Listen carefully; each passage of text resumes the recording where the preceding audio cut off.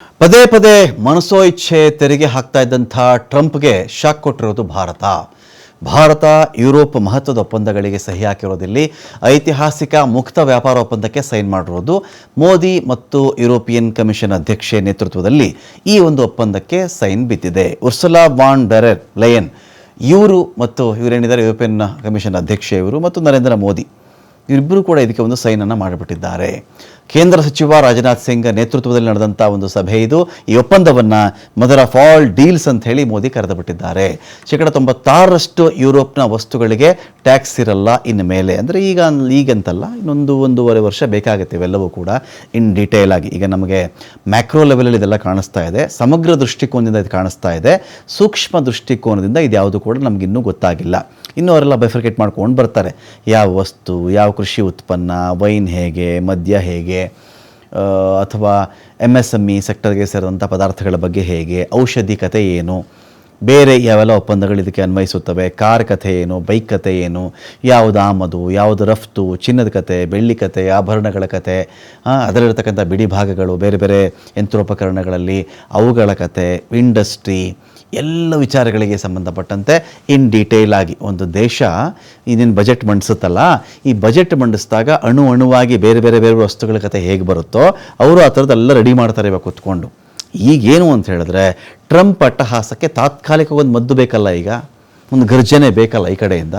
Trump ಹೇಳಿದ್ದೇ ಹೇಳ್ತಾ ಇರೋದು, ಮಾಡಿದ್ದೇ ಮಾಡ್ತಾ ಇರೋದು, ಯಾವ ದೇಶಗಳಿಗೆ ಹೆದರಿಸೋದು, ಅವ್ರ ಜೊತೆ ವ್ಯಾಪಾರ ಮಾಡಬೇಡ, ಇವ್ರ ಜೊತೆ ವ್ಯಾಪಾರ ಮಾಡಬಾರ್ದು ಅಂತ ಹೇಳ್ತಾ ಇದ್ದಾಗ ಸುಮ್ಮನೆ ಕೂತಿರೋಕ್ಕಂತೂ ಆಗಲ್ವಲ್ಲ. ಟ್ರಂಪ್ 10 ಬಾಣ ಬಿಟ್ಟರೆ ಅದಕ್ಕೆ ವಿರುದ್ಧ ದಿಕ್ಕಿನಿಂದ ಒಂದು 2 ಬಾಣ ಆದರೂ ಬರಬೇಕಲ್ವ. ಆ ಕೆಲಸವನ್ನು ಇವತ್ತು ಯುರೋಪ್ ಮತ್ತು ಭಾರತ ಮಾಡಿರೋದು. ಭಾರತಕ್ಕಾಗೋ ಲಾಭ ಏನು? ಯುರೋಪಿಂದ ಬರ್ತಕ್ಕಂಥ ಎಲ್ಲ ವಸ್ತುಗಳು ಆಗಬಹುದು, ಕಡಿಮೆ ಆಗಬಹುದು ಅಂತ. ಒಪ್ಪಂದದ ಮೌಲ್ಯ ಜಗತ್ತಿನ ಒಟ್ಟು GDPಯ 25% ಇಡೀ ಜಗತ್ತಿನಲ್ಲಿರ್ತಕ್ಕಂಥವ್ರು ಎಲ್ಲರೂ ದುಡಿದು ಒಂದು ವರ್ಷದಲ್ಲೆಲ್ಲ ದುಡಿದು ಒಂದು ಕಡೆ ಹಾಕಿ ಅದು $100 ಆಯಿತು ಅಂತ ಅಂದ್ಕೊಳ್ಳಿ, $1000 ಆಯಿತು ಅಂತ ಅಂದ್ಕೊಳ್ಳಿ, ಅಥವಾ ಒಂದು 100 ಕೋಟಿ ಆಯಿತು ಅಂತ ಅಂದುಕೊಂಡ್ರೆ ಆ 100 ಕೋಟಿಯಲ್ಲಿ 25% ಅಂತ ಹೇಳಿದ್ರೆ 25 ಕೋಟಿಯಷ್ಟು ವ್ಯಾಪಾರ ವ್ಯವಹಾರ ಆಗೋದು ಯುರೋಪ್ ರಾಷ್ಟ್ರಗಳು ಮತ್ತು ಭಾರತ ಇವುಗಳ ನಡುವೆನೆ. ಸೊ ಇದು ವ್ಯಾಪಾರವನ್ನು, ಭದ್ರತೆಯನ್ನು, ತಂತ್ರಜ್ಞಾನದಲ್ಲಿ ಸಂಬಂಧವನ್ನು ಬಲಪಡಿಸುತ್ತೆ. ಯುರೋಪ್ನಿಂದ ಆಮದಾಗುವಂತಹ ಕಾರಿನ ಮೇಲಿನ ತೆರಿಗೆ 40% ಇಳಿಕೆ ಆಗಿಬಿಡುತ್ತೆ. 110% ಹಿಡಿದು 40% ಇಳಿಯುತ್ತೆ. ತದನಂತರದಲ್ಲಿ ಕಾಲಕ್ರಮೇಣ ಅದು 10% ಇಳಿಯಬಹುದು ಅಂತ. Forks wagon, Renault, Benz, BMW, ಸ್ಟೆಲ್ಲಾಂಟಿಸ್ ಕಾರಿನ ತೆರಿಗೆ, ನಮಗೆ ಕಾರು ಸಿಗುತ್ತೆ ಅಂತ ಹೇಳಿಬಿಟ್ರೆ ಇನ್ನೆಲ್ಲರಿಗೂ ಕಾರ್ ತಂದು ಕೊಟ್ಟುಬಿಡ್ತಾರೆ ಅಂತಲ್ಲ, ಕೈಗೆಟುಕುವಂತಾಗುತ್ತೆ. ನಮಗೇನಾಗುತ್ತೆ, ನಿಮಗೆ ಕಾರುಗಳ ವಿಚಾರದಲ್ಲಿ ಯಾವಾಗಲೂ ಏನಂದರೆ ನಮಗೆ ಅದರ ತೆರಿಗೆಯಿಂದಲೇ ನಮಗೆ ಜಾಸ್ತಿ ಆಗೋದು. ಕಾರುಗಳ ಬೆಲೆ ಅಷ್ಟು ವಿಪರೀತ ಯಾಕೆ ಕಾಣುತ್ತೆ ನಮಗೆ ಅಂದರೆ, ಒಂದು ಕಾರಿನ ತಯಾರಿಕಾ ವೆಚ್ಚಕ್ಕೆ ಸ್ವಲ್ಪ ಪ್ರಮಾಣದಲ್ಲಿ ಒಂದು ಲಾಭ ಸೇರಿಸ್ಬಿಟ್ಟು ಮಾರಿಬಿಟ್ರೆ ಯಾರಿಗೂ ಇಷ್ಟು ಕಾರಿನ ಬೆಲೆ ದುಬಾರಿ ಅನಿಸಲ್ಲ. ವಿಪರೀತ ತೆರಿಗೆ. ಈಗ ನಾವು ಒಂದು ಫಾರ್ಚುನರ್ ಕಾರಿಗೆ ಭಾರತದಲ್ಲೇ ತಯಾರು ಮಾಡಿದಾಗ ಅದು ತಗುಲುವ ವೆಚ್ಚ ಒಂದು 14 ರಿಂದ 16 ಲಕ್ಷ ರೂಪಾಯಿ ಮಾತ್ರ. ಒಂದು ಫಾರ್ಚುನರ್ ಕಾರಿಗೆ ಅದಕ್ಕೇನೇನು ಪಾರ್ಟ್ಸ್ ಹಾಕ್ತಾರೆ, ಎಂಜಿನ್ನು ಅವೆಲ್ಲ ಫಿಟ್ ಮಾಡ್ತಾರಲ್ಲ, 14 ರಿಂದ 16 ಲಕ್ಷ ಅಷ್ಟೇ ಆ ಕಾರ್ಗೆ ಆಗೋದು. ಆದರೆ ಮಾರಾಟದ ಬೆಲೆ ಇದೆಯಲ್ಲ 44, 48, 46, 50 ಲಕ್ಷದವರೆಗೂ ಮಾರ್ತಾರಲ್ಲ. ಯಾಕೆ ಅಂತ ಅವೆಲ್ಲ ತೆರಿಗೆಗಳು ಅಂತ. ಹಾಗೆಯೇ ಯುರೋಪಿಂದ ಒಂದಷ್ಟು ಕಾರುಗಳಲ್ಲಿ ಬರಬೇಕಾದ್ರೆ, ಬೈಕ್ ಬರಬೇಕಾದ್ರೆ ಅವುಗಳ ತೆರಿಗೆ 110% ಒಂದು ಕಾರಿಗೆ. ಈಗ ಒಂದು ಕಾರಿಗೆ ಅವರೊಂದು 25 ಲಕ್ಷ ಖರ್ಚು ಮಾಡಿದ್ರು ಅಂತ ಅಂದ್ಕೊಳ್ಳಿ, 100% ನಿಮಗೆ ತೆರಿಗೆ ಹಾಕಿದ್ರು ಅಂತ ಹೇಳಿದ್ರೆ ನಿಮ್ಗೆ ಅದು 50 ಲಕ್ಷ ಆಗಿಬಿಡುತ್ತೆ. ಇಲ್ಲ ಆ ದೇಶದಲ್ಲೇ ಆ ಕಾರು 1 ಕೋಟಿ ಅಂತ ಹೇಳಿದ್ರೆ ಇಲ್ಲಿ 1 ಕೋಟಿ, ಇಲ್ಲಿ 2 ಕೋಟಿ, 10 ಲಕ್ಷ, 20 ಲಕ್ಷ ಆಗಿಬಿಡುತ್ತೆ ತೆರಿಗೆ ಕಾರಣದಿಂದಾಗಿ. ಸೊ ಇದೇ ತೆರಿಗೆ 110% 40% ಇಳಿದುಬಿಟ್ರೆ, ಸಪೋಸ್ 1 ಕೋಟಿ ಕಾರು, 1 ಕೋಟಿಯ ಕಾರು ನಿಮಗೆ 1 ಕೋಟಿ 40 ಲಕ್ಷ ಸಿಗ್ಬೋದು.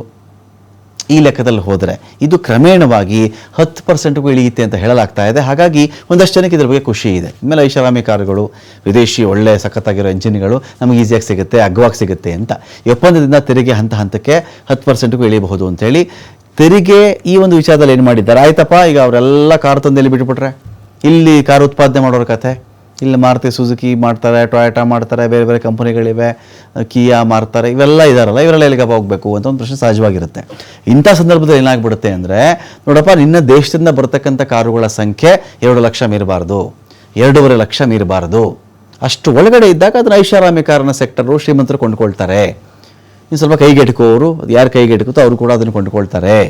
ಇರೋ ಬರೋ ಕಾರೆಲ್ಲ ನೀನೇ ಇಲ್ಲಿ ಬಿಟ್ಟುಬಿಟ್ರೆ ಇಲ್ಲಿ ಸ್ಥಳೀಯ ಉದ್ಯಮಕ್ಕೆ ಪೆಟ್ಟು ಬಿದ್ದು ಬಿಡುತ್ತೆ ಅಂತ ಅದಕ್ಕೆಲ್ಲ ಕ್ಲಾಸ್ ಆ್ಯಂಡ್ ಕಂಡೀಷನ್ಗಳಿರ್ತವೆ. ಸೊ ಹಾಗಾಗಿ 2 ಲಕ್ಷ ಕಾರುಗಳನ್ನು ಆಮದು ಮಾಡಿಕೊಳ್ಬೇಕು ಅಂಥೇಳಿ ಭಾರತ ನಿಶ್ಚಯಿಸಿದಂತೆ ಕಾಣಿಸ್ತಾ ಇದೆ. ಈ ಒಪ್ಪಂದದಿಂದ ಎಲೆಕ್ಟ್ರಿಕ್ ಕಾರುಗಳು 5 ವರ್ಷ ಹೊರಕ್ಕೆ ಇರುವಂತಹ ಸಾಧ್ಯತೆ ಇದೆ. ಭಾರತ EU ಜೊತೆಗಿನ ವ್ಯಾಪಾರದಲ್ಲಿ ಸುಂಕವನ್ನು ಕಡಿಮೆ ಮಾಡೋದು, ವ್ಯಾಪಾರದ ಜೊತೆಗೆ ರಕ್ಷಣಾ, ಸೈಬರ್ ಭದ್ರತೆ, ಪ್ರಾದೇಶಿಕ ಭದ್ರತೆಯಲ್ಲಿಯೂ ಕೂಡ ಸಹಕಾರಕ್ಕೆ ಸೈನ್ ಮಾಡಿದೆ.